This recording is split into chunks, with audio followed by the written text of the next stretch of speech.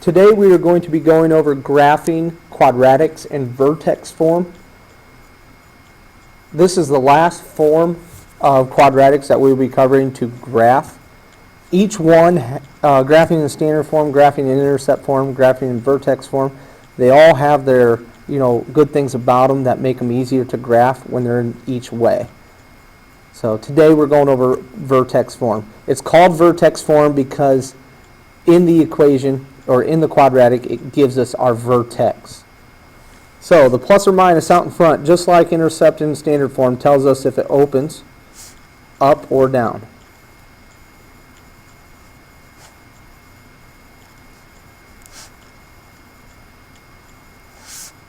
That number in front tells us if it's wider, narrow,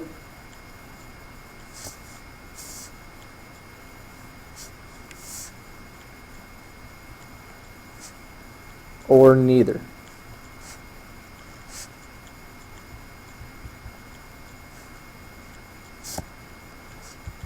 The number inside the parenthesis, the h, that is our x of our vertex.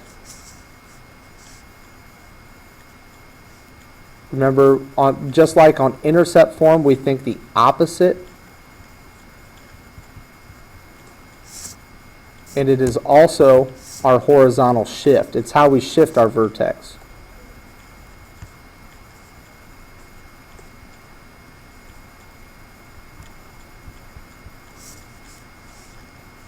Now, the k, the number behind, that is our y of our vertex.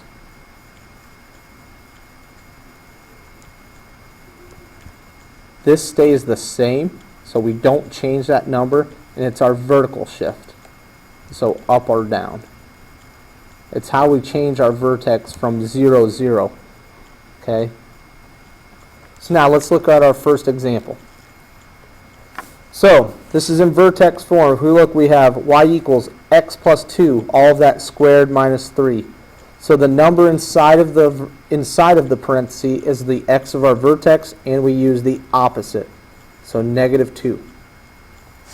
The number behind is our y of our vertex. We use that same number. It's called vertex form because, boom, look, we got our vertex. So now I'm going to go and plot that point. Negative 2, negative 3. I'm going to label that with a vertex, V. My line of symmetry is also my x of my vertex, so x equals negative 2. I'm going to draw a dashed line going straight up and down. Now, here, we don't have any other points that we can plot. In intercept form, we plotted our x-intercepts. In standard form, we had our y-intercept. So we need to evaluate a point. So what I do is I pick a number that is 1 or 2 units away from the dashed line for x. So numbers that are 2 units away are 0 and negative 4. Numbers that are 1 unit away are negative 1 and negative 3. Pick one of those numbers for your x. I'm going to use 0 because 0 is a very easy number to plug in. And now I'm going to plug it into my original equation up here. So y equals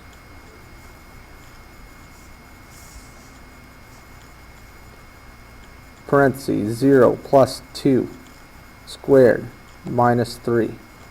0 plus 2 is 2. 2 squared is 4. Minus 3 is 1.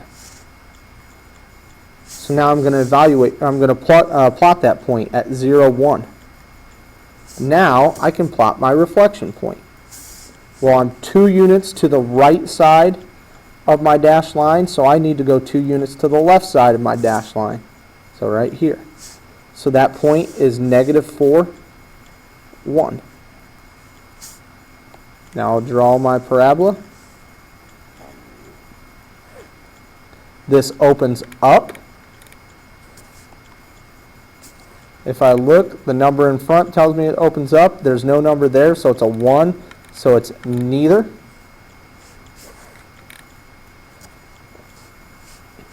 It opens up, so that is a minimum. Now my horizontal shift for my vertex which way did I shift my vertex from my origin, 0, 0? I shifted it to the left, and I shifted it down. So my horizontal shift is to the left, my vertical shift is down.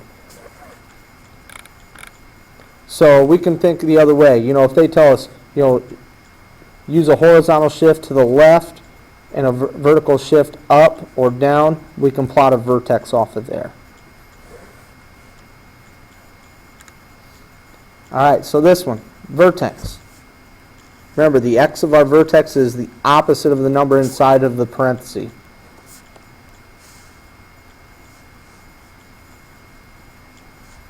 So I have 3, negative 5. That number stays the same. So now I'm going to go plot that point.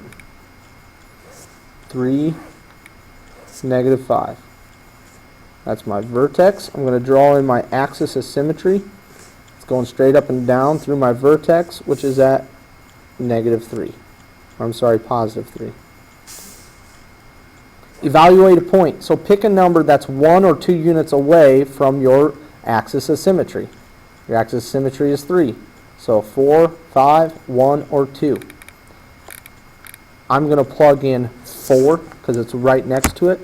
So 1/2 of 4 minus 3 squared minus 5. Well, 4 minus 3 is 1. 1 squared is 1. Half of 1 is 1/2, or 0.5. 0.5 minus 5 is negative 4.5.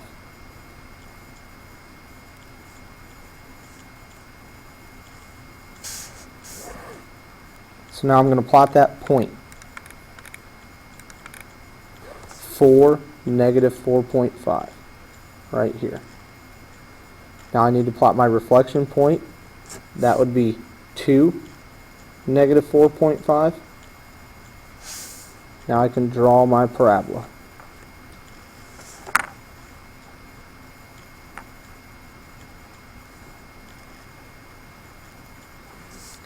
This opens up, so it's a minimum. The number in front is positive, so that tells me it opens up, and it's 1/2. It's smaller than 1, so it's wider. Now, how did I shift my vertex from 0, 0? If I look, I shifted it to the right and down. So my horizontal shift is right, my vertical shift is down.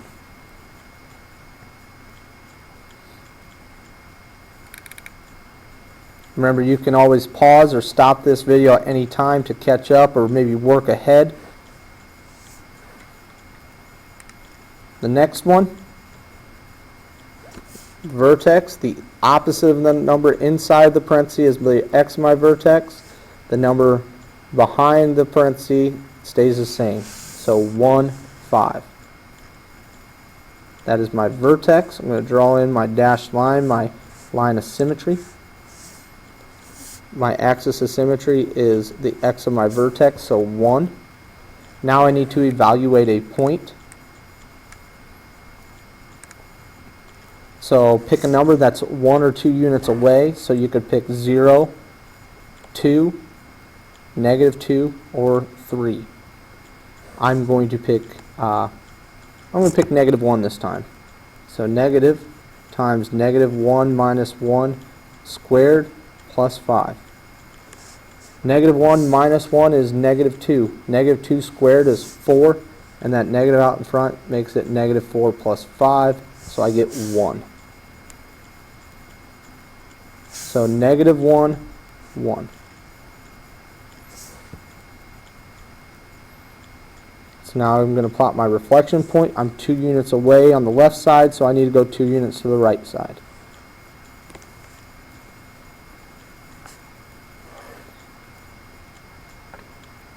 So my reflection point was 3, 1. Maybe you picked a different number for to evaluate, so that would make your evaluation of a point different and your reflection point different than mine.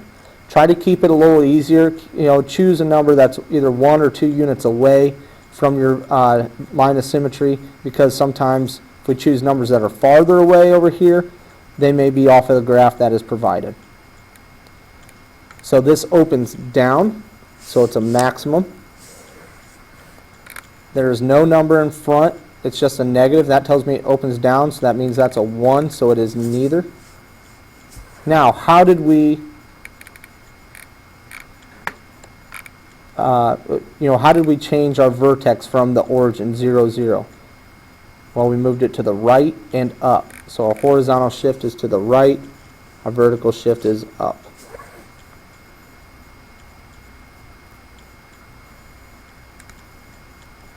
Alright, so simplify and write these quadratics in standard form. So these are in vertex form. We can multiply them out and write them in standard form and graph them from there. X minus 3 squared means x minus 3 times x minus 3. So now I just FOIL or distribute these. So I'd have x times x is x squared, negative 3 times x is negative 3x, negative 3 times x is negative 3x, negative 3 times negative 3 is positive 9. Bring the x squared down, so I have y equals x squared minus 6x plus 9 for combining my like terms.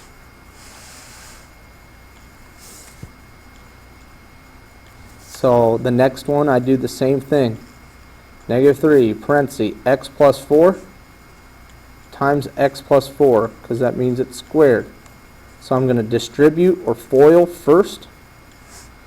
So I have x times x is x squared, x times 4 is 4x, 4 times x is positive 4x, 4 times 4 is 16. So I'll bring down the x squared.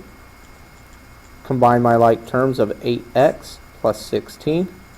Now bring down the negative 3 that's out in front and distribute that to all the terms inside of the parenthesis. So I have negative 3x squared. Negative 3 times 8 is negative 24x. Negative 3 times 16 is negative 48.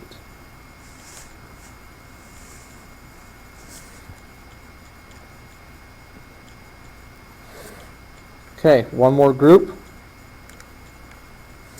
So I will do the same thing. Write x minus 6 twice. So FOIL or distribute. X times x is x squared. X times negative 6 is negative 6x. Negative 6 times x is negative 6x. Negative 6 times negative 6 is positive 36. Bring down the x squared. Combine our like terms of negative 12x and then plus 36. Now bring down that positive 3 and combine it with its like term. So I have y equals x squared minus 12x plus 39.